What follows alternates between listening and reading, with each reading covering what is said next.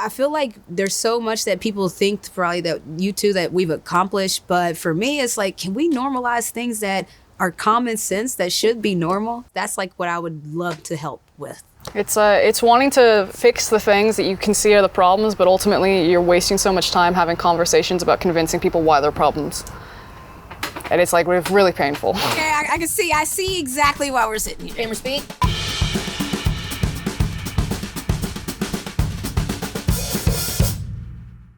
That's how we start. I started playing basketball like around 5, really young, but I got serious at 10. So by 10, I was like a professional athlete in my mind. Everything else was so I could play. You're saying there's still hope for me? There's still hope! I've always played video games. My mother was basically a single mom, and it's like either childcare or it's like a video game console. It's like, oh, this one's the babysitter. Yeah, it's fine. Yeah. And then I started getting competitive in games probably post-uni around like 2011. And when you say competitive, like, what does that mean? Same way that you get competitive in basketball. Like, because you getting paid, basically. Is that where you started to get paid? You don't get paid in esports for a very long time.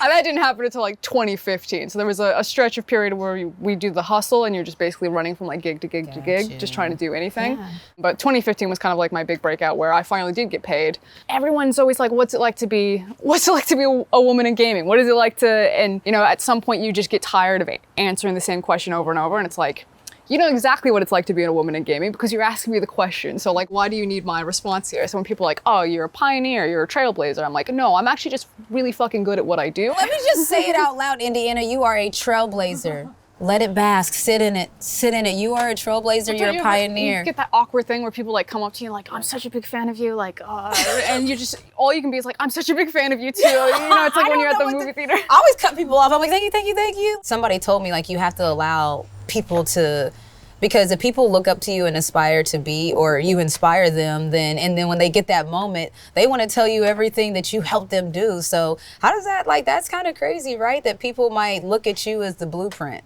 And you're like, don't get a neck tattoo. You are tatted up. Don't do drugs, stay in school. So my whole thing is like, my industry is like both and most industries, hyper male dominated. For sure. It is to be really nice about it, a bastion of not super nice people sometimes. Like, don't get me wrong, gaming gets a really bad rap. It can be an incredible community, but it also can be one of the most vile, disgusting communities you've ever seen. And so people will say with like a snide face that like, I'm too polarizing, that I'm too outspoken, that if I just kept my mouth quiet, that I would have been much more successful, that if I didn't let politics get in the way, but I really stand behind everything that I say. Because I never think that, like, I'm fine in like changing my opinion and always like going and trying to educate myself, but I really pride myself on like, I fucking hate injustice. I hate it. It enrages me, and it then gets me into a lot of trouble when I work in an industry that is full of injustices. And people love me when I'm on their side of the injustice, and they hate me when I'm against them. I'm proud that people at least know that of me. Like, no matter what anyone says, it's that I really believe in what I say. Love that. I love that, and mine's kind of the same, because when you start to think about accomplishments, it's not necessarily about the awards you receive. I think that my biggest accomplishment was just being authentically me in every space I went into. I mean, I even remember when I started broadcast, and I'm very unconventional. I wasn't talking when the normal color commentator was supposed to talk, and this was the time that the play-by-play was supposed to talk, and you jumped on them, and that's not. And so I like there were people that were genuinely trying to help me, like, hey, you know, like, so this is how it's supposed to be. And even now, you know, that a co-owner and vice president, I think people thought that I would be a certain way. And like, you know, I'm rocking up in a hoodie to this. You know what I mean? Like, I'm rocking up in a hoodie to meetings. What up, squadding it on the emails. Like, I'm going to still be exactly who I am. And hopefully that people can see that like there's a different way to do. There's not one way to do things, because that's how you get into a certain type of person being the CEO every time. Or you have a certain type of person or a group that is always owners, because you think there's a certain way it's supposed to look. Or there's a certain way it's supposed to be, and I'm just not that. And so I'm unconventional. I've lived my entire career, like close to 10 years now, just basically being the diversity hire, the affirmative action hire, and so to the Title IX hire, yeah, all of it. Okay, so that's interesting though, because would just prefer for people to just, you're a gamer, right? Like, because it's not like, oh, you're dope for a female gamer. It should just be you're dope for a gamer. So we obviously, you know, there's a lot of synergy here in the sense of, even when people talk about the WNBA, they always talk about, like, you know, if you lowered the rims or if you girls were dunking, and it's like, but have you seen the product without it? You know, because a lot of people have so many opinions about certain things, but have never seen it. Like, it's like sight unseen. So I'm like, have you been to a game? Nah, I mean, women's basketball is not for me. I'm like, but you like basketball. Yeah, but I like men's basketball. And it's like, but what about it? So I feel like, with me, I think even a lot of things that's happening in sports, when I became co-owner and vice president of the Atlanta Dream, I think that what was dope was that it's something new for men and women's sports. And I hope that the women's side busted wide open before the men's does, because, you know, we hear stories about KG wanting to get into the Minnesota Timberwolves ownership group. Why couldn't he? We don't know, but we do know that it's a boys club. That's why ownership is important, because if you have an idea or if you have a vision and you can lead with representation or anything, then I mean, that's all I want to do. What I get hype about is like the people that I'm about to put on, you know, like, it's like, imagine if you had your whole setup and your whole thing, you're not going to even hire because she's a woman. You're going to hire like the most lit people. And so that's what I think is the dopest part about like having some type of ownership in something. It's because what can we do with it? We see what happens to us on a normal basis, so what can we do on the other side of it? You'll have to forgive me. I'm not super familiar with the WNBA. Oh, it's fine. I'm not familiar with the NBA, if that makes it fair. I'm just like, basketball. But in Australia, are you familiar with footy? Yeah. So like the AFL and the women's scene is like really popping off because they're investing into it. And like anytime, because when the whole soccer thing kicked off and the women promoting for like equal pay, and people are always like, oh, you know, but the guys, the NBA or the men's soccer team, it's like such a higher level. They should be paid because they're playing a higher level of ball and they bring in more money. And it's like, well, if you go and look at the stats of what Australia is doing with their women's sports, because they're investing so much more into it, when you invest into it, you can actually get a much larger return. Concept of, you know, and you brought it up, investing. And so imagine like having a product, you invest nothing in it to market it, and then you say, oh man, the sales are not very good. And then you have coming to these games. Like, wow. And then you have another product and you're like, look at this product. It's so nice. It's flashy. It's polished. It's hip. It's culture.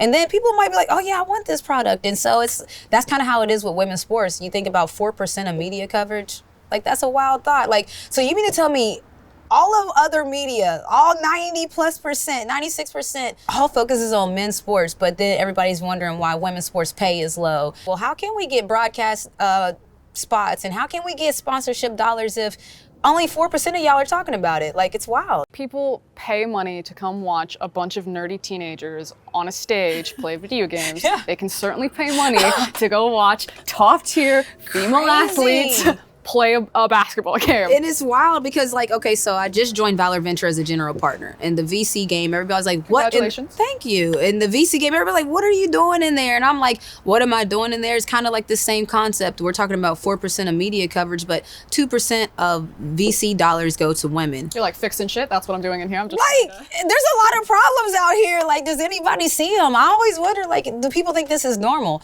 Like, so I try to say it out loud as much as possible so that people can think, is it normal that only 2% of VC dollars go to women? Like, is that a normal thing? Like, are women not as capable to create startups? Are women not as capable to be founders?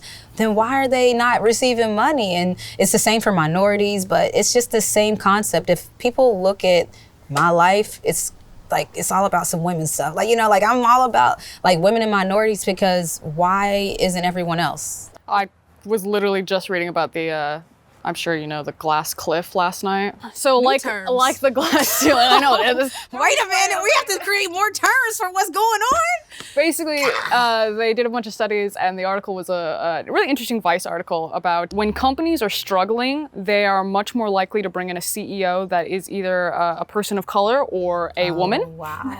Yeah, and it's again because women and people of color, marginalized voices, don't normally get the chance, see their chance, and the white dude, and they like interviewed them. So like the white dude who would normally get the job is like, this company is struggling. I have many other opportunities. I'm not gonna fuck with this. That is a wild concept, because what is it called? The glass The cliff? glass cliff. I see it. The opportunities that it's so sad. Like the opportunities minorities get as opposed to like the opportunities that they should get. Even in the Atlanta Dream, we just hired a WNBA player, former WNBA player. I love that she has, shouts to Denisha, I love that she has endless possibilities. She gets to build up from the ground up. She has a good situation. We're trying to give her all the support possible. Giving her resources to actually see her thrive rather than setting her up for failure. And then when she does fail, be like, this is why we don't hire women and people of color. Get fucked. You better preach out here, girl, because I might have to start because yes. Yep. And it's sad because then you got the stats. The glass cliff creates negative stats then because if you start to look at the stats that follow around, it's like, well, why were they unsuccessful? Nobody cares about that in sports. Don't nobody care why you're not successful. It's like, what's your win record? Why are you not scoring enough points? Okay, so wow, the hashtag glass cliff. Wow. Yeah, and this is a messed up thing because then people use those stats and they skew them and they make these straw man arguments of like, oh, this is why. What a hot mess. Yeah. In the athletic world, that is something that needs to be said more because when WNBA players finish playing, the job opportunities should be flying off the shelves. Like they should have so many options to choose from because why? Educated, have skill sets, discipline, teamwork, all those things that athletes have, still have it, take it to the office. The WNBA is like united. I don't know if that's something that's like a trait or nothing, but there's 144 of us. And I say of us, even though I'm not in there anymore. So baby, I'm 145, but there's 144 of us.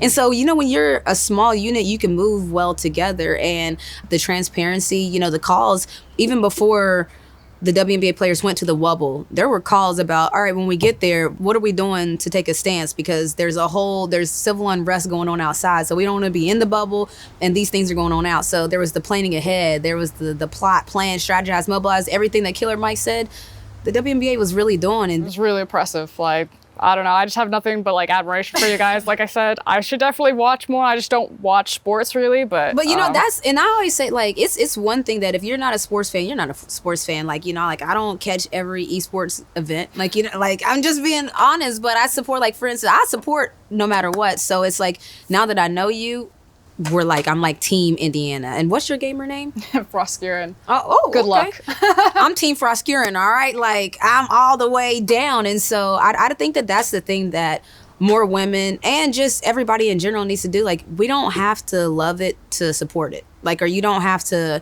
like, I'm not going to catch every time, but if I do catch one, you better believe I'm commenting, I'm liking. You got the pom-poms out, you like before go, getting on the side of cheerleader. You don't know, but I'm a hype woman of the year, so I'm turned up. What is it, Team Froskurinn, okay? I'm turned up. Let's go. I think storytelling and investing in minorities and women are, my whole future. Like, it's my whole future. I hope it becomes my legacy. I'm very intentional about saying, generational things because I think other cultures plan on passing down a generational inheritance. Families pass down trust funds. Families do that in other cultures, but why don't we talk about it and try to do it for ours and make our next generation have a better situation than we had? And so that's my whole future. That's my whole plans. Just kind of leaning into the fact that there's different and that's okay. I don't know. It's everybody wants everything to fit into this mold. This is what we did the year before, and this is what we did the 40 years before that. So let's do it the 41st year. And it's when I see something's been done 40 years, I think of how to do it different. Mm-hmm. And that's kind of everything that we do and how we move is just it's different. And people are starting to see that. But I hope that different starts to become the norm and that everybody doesn't try to fit this cookie cutter mold.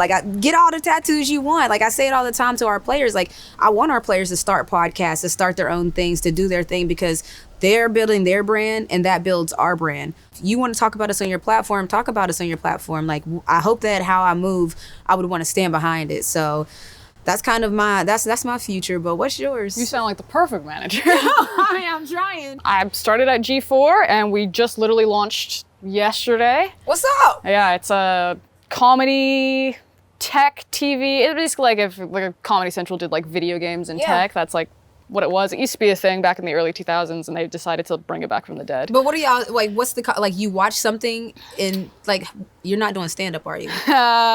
I wouldn't call it that. Okay, but, so wait, is it stand-up? Do you stand up there and tell jokes? I mean, we sit up there and tell jokes. No, I work on 3 different shows. That's lit, and that's your life. That's my life now. Tell your son that there's hope. I mean, because that's lit when you think about kids, and even with this tech, like tech is just wild at this point. Even in sports, you see athletes getting deals with tech companies, crypto. Oh, I'm super lucky. You created though. It's lit. You're not lucky. You earned it. Like, I'm gonna want to make sure people. Thank you. We don't want them problems where they think that you're that hire. You're not a diversity hire. Oh no. You did that, and I love hearing people like do their own thing despite. It tells us that we don't think about this often. Yeah. And I'm imagining that we're the type of people, I'm just gonna make a guess, lay in bed and just think, like, you think about like all the things that you wish you could fix and you want to fix, but you get frustrated about it. And it's just like, oh, if they could only do this. I want to normalize things that are not normal right now. Talk my team. Come on with it. Like, I think there's so many things that, like, they tell us we're the first, we're the pioneers. Wow, this is crazy. And I'm like, that's crazy that this is crazy. That's why I keep saying stats so people can understand. Like, if you say, like, women don't get enough support, people are going to be like, oh, here we go with that. And then I'm like, women get 4% of media coverage, and that's why we don't get sponsorship money. Like I like to give people facts about what's really reality. And then to take it a step further, our viewership is high. Like, you know, so we have the viewership in the WNBA. We have the fans online asking for more. We got 4% of media coverage. Why? Like, I like to just give those facts, and I want to, like, people to see themselves, like, why is that? You know, they saw the NCAA where the weight rooms look dramatically different. The men had an Olympic style weight room where you could have every weight and machine you needed, and the women had a yoga mat. They can see it, and then there was outrage that followed it because people could see it. Mm-hmm. And so, yeah, let's normalize equality in the NCAA. Imagine that. Like, let's normalize that. So you're doing it from the gamer perspective. I'm on the women's sports side. Imagine if there's plenty of people in the journalist space that are like, believe women aren't being heard. I hope that at a certain point, all of our worlds, like, even though we're all on different outskirts, like, it all just kind of starts to, like, just come together, and it's this unified voice that is like, okay, yeah, maybe women got that. Maybe we don't need to just be vice president. Maybe it's time for a president. Like, you know, like, or maybe it's time to see ownership look a lot different. Management, CEOs, like, maybe. So I just think that, like, it makes me feel good that, like, oh, you're fighting over there the same fight that we fighting over here. And then we know the soccer girls, they fighting it over there. And so it just kind of makes me start to feel powerful. Like, wait a minute, if we all fighting the same fight, somebody gonna hear us, right? This was lit, first of all. Didn't even know you before this. That's kind of crazy. But I feel like now, like... Oh, I have mad respect for you. I'm like, holy fuck. Listen, And the WNBA, I'm like, holy fuck. What? And I'm team Froskurinn. Yeah. I love it here. Yes, that's what's up. And your team Atlanta Dream, I'm just letting you know that already. That's so. fair. Okay. Yeah.